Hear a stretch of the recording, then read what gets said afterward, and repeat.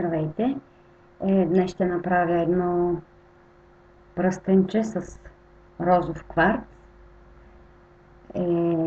Реших да направя видеото, защото обещах на една приятелка да й покажа как се прави. Много е лесно и дано тя вече да се реши сама да прави бижутата си. Значи ще са ни необходими, аз в този случай съм отрязала 4 по около 25-30 см от сребрена бижутерска тел. Ще трябва нещо, на което да се направи самото пръстенче. Аз използвам една стара спирала, след което ще използвам черешов кварц. Вижда ли се добре? Не знам. Цветът е много хубав. Така държа да кажа, че до сега не съм правила такива пръстени. Не знам какво ще излезе. Но да започнем и да видим. Значи, казахме 4, около 25-30 см, според зависи от дебелината на пръста, от ширината на самия пръстен, който ще се прави. Използвам дебелината на тела е 1 мм. Значи може да се направи с 1,5 също. Започваме, правим един път и два пъти. Навиваме. След което, не знам дали се вижда добре, дано. Много искам тя да види, че не е толкова сложно. И тук правим така, едно завиване. И следващото завиване. Значи, помагайте си с палеца, защото ще се размести и в момента, в който се размести, вече ще бъде трудно за работа. Така. Още веднъж. Понеже са ми 4 тълчетата, аз го навих само 2 пъти и стават 8 отдолу. Всъщност да не стане много дебело, но пък и да не е много тънко, за да може да бъде стабилно после, като се постави на пръста.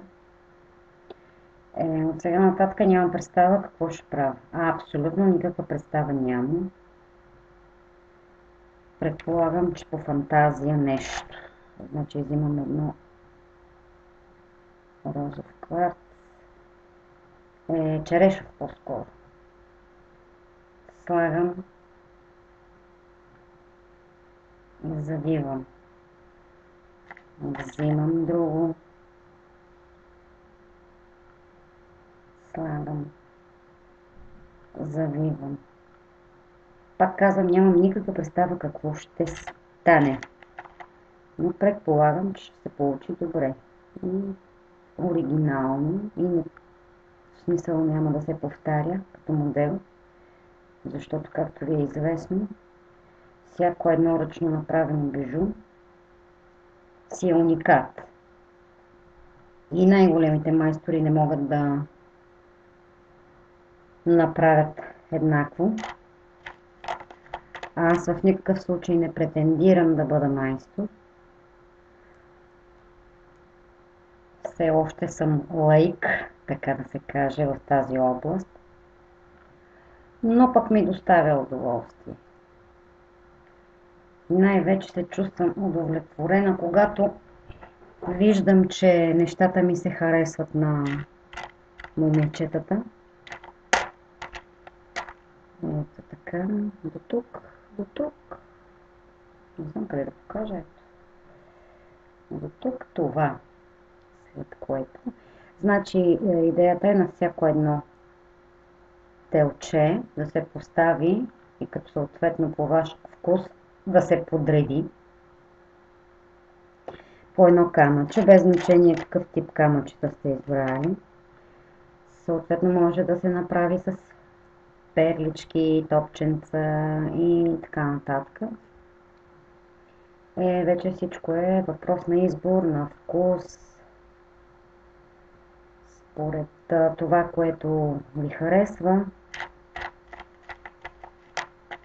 Така се спрях на черешовия кварц, понеже на момичето, на което обещах да направя видеото, нещо като урок в случая, видеоурок.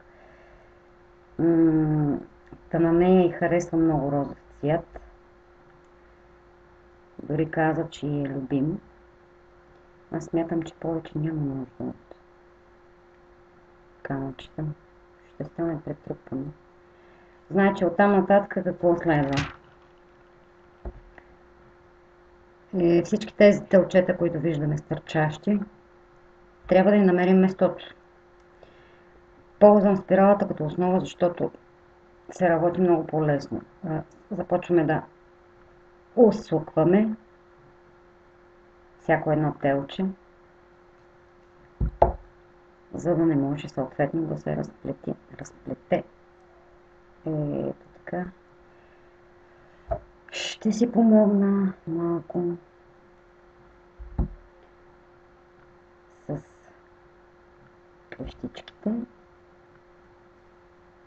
Пак казвам, не претендирам, че съм майстор от класа, но пък смятам, че ми се отдава. Така или иначе, нещо. Ето това тук, това тук, това. Сега виждате, че още стърчат. Не знам въобще виждате ли. Всичко това трябва да си намери място, да се пребере по един или друг начин. Ето едното влиза тук отдолу. Значи старайте се винаги краечетата на телчетата да бъдат прибрани, защото в противен случай драска. И един съвет: ако се случи така, че някое телче остава, в смисъл не може добре да се пребере и така, с една пила за ногти, малко по-едра, можете да загладите самото крайче, да го поизпилите малко. Значи аз смятам, че ето тук мога да направя нещо, да, точно така ще стане. Вместо да ги прибираме тези телчета отвътре, значи всичко е в процес на работа. В смисъл, в момента, в който започнете да правите нещо, никога не може да се направи по предварително начертана схема. Поне при мен е така. Можете да имате горе-долу някаква идея, някакъв замисъл, но вече в процес на работа, както казах, винаги се раждат идеи. Винаги става много по-красиво, като следвате в случая инстинкта си.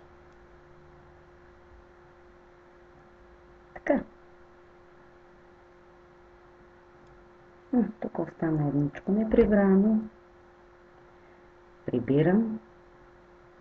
И още едничко неприбрано. Прибрах. Да. Смятам, че се получи. Вие какво ще кажете? Дано да се вижда добре, защото цветовете са много светли. Ако не, трябва пак да правя. Добре, това е. Надявам се, че съм била полезна. Дано да съм била полезна. Ето, чудесно.